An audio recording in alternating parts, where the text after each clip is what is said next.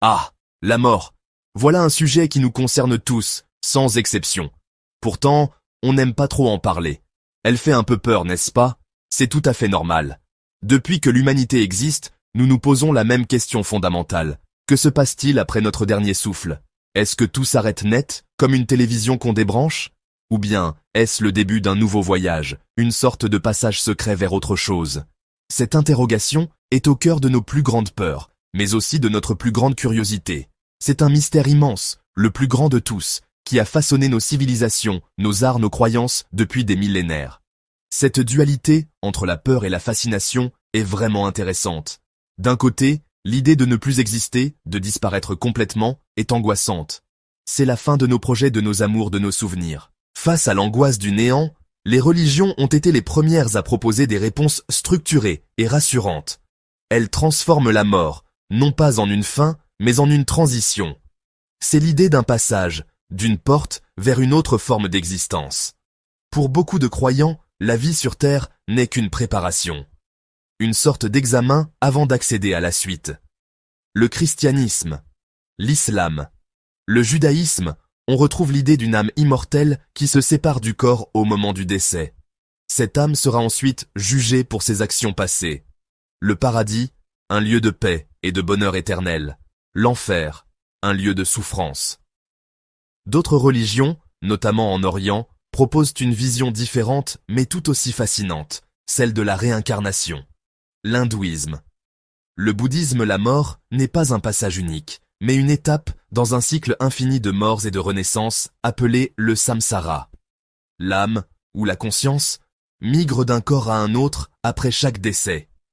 La qualité de notre vie future est déterminée par nos actions présentes. C'est le fameux principe du karma. Le but ultime n'est pas une bonne réincarnation, mais de sortir de ce cycle pour atteindre un état de libération totale, le nirvana, le moksha.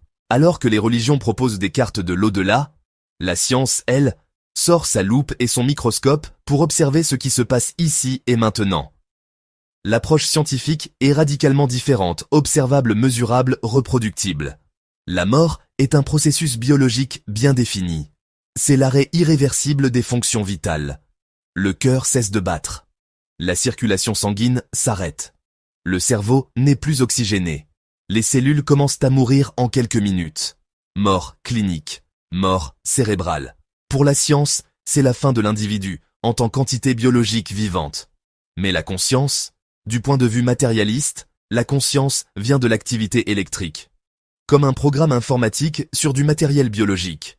Quand le matériel est éteint, le programme s'arrête. Entre les certitudes de la foi et les observations factuelles de la science, il y a, un vaste terrain de jeu pour la pensée, c'est le domaine des philosophes. Eux n'apportent pas de réponses toutes faites, mais ils nous apprennent à poser les bonnes questions. Prenons par exemple les épicuriens, dans la Grèce antique. Leur chef de file, Épicure, avait une formule célèbre pour nous libérer de la peur de la mort. Il disait en substance, « Quand nous sommes là, la mort n'est pas là, et quand la mort est là, nous ne sommes plus là. » Autrement dit, nous ne rencontrons jamais la mort. Elle est l'absence de sensation, donc elle ne peut pas être douloureuse ou effrayante pour celui qui la vit. Cette idée simple mais puissante vise à nous ramener au présent. Plutôt que de s'inquiéter d'un futur où nous ne serons plus, concentrons-nous sur le plaisir simple et la tranquillité de l'âme dans notre vie actuelle. C'est une invitation à vivre pleinement, sans se laisser paralyser par la peur. D'autres philosophes, comme les stoïciens, voient les choses un peu différemment. Pour eux, penser à la mort est un exercice quotidien essentiel. Ils nous conseillent de nous souvenir chaque jour que nous sommes mortels, memento mori. Loin d'être morbide, cette pratique a pour but de nous faire apprécier chaque instant. Si vous saviez que cette journée pourrait être la dernière, ne la vivriez-vous pas avec plus d'intensité, plus de gratitude? Ne seriez-vous pas plus patient avec vos proches? Penser à la mort nous aide à hiérarchiser nos priorités, à distinguer ce qui est vraiment important de ce qui est futile. La mort devient un guide pour bien vivre. Nous voilà donc avec 3 grandes manières d'aborder le mystère de la mort. D'un côté, la religion nous offre un récit plein d'espoir, une promesse de continuité et de justice. De l'autre côté, la science nous présente un tableau factuel et matériel. Et entre les deux, la philosophie nous invite à la réflexion. Elles montrent comment la conscience de notre finitude peut enrichir notre vie présente, quelle que soit notre croyance sur l'après. À première vue, ces trois perspectives semblent totalement opposées, voire irréconciliables. La foi religieuse repose sur des croyances qui, par définition, ne sont pas prouvables scientifiquement. La science écarte tout ce qui n'est pas observable. Cela peut sembler nier la dimension spirituelle de l'existence. Finalement, ces trois approches sont peut-être comme trois outils différents pour appréhender une même réalité complexe. Imaginez que vous regardez une montagne. La science vous donnerait sa composition géologique. La science vous donnerait son altitude. La religion vous raconterait les légendes des esprits qui y habitent. Et la philosophie vous demanderait ce que l'ascension de cette montagne vous apprend sur vous-même. Aucune de ces visions n'est fausse. Elles éclairent simplement des facettes différentes de la même montagne.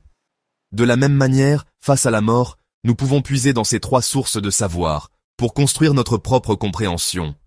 Elles nous rappellent toutes que la vie est précieuse et que la question de sa fin est ce qui la rend si intense. Et maintenant, la question la plus importante se pose. Et vous, qu'en pensez-vous ?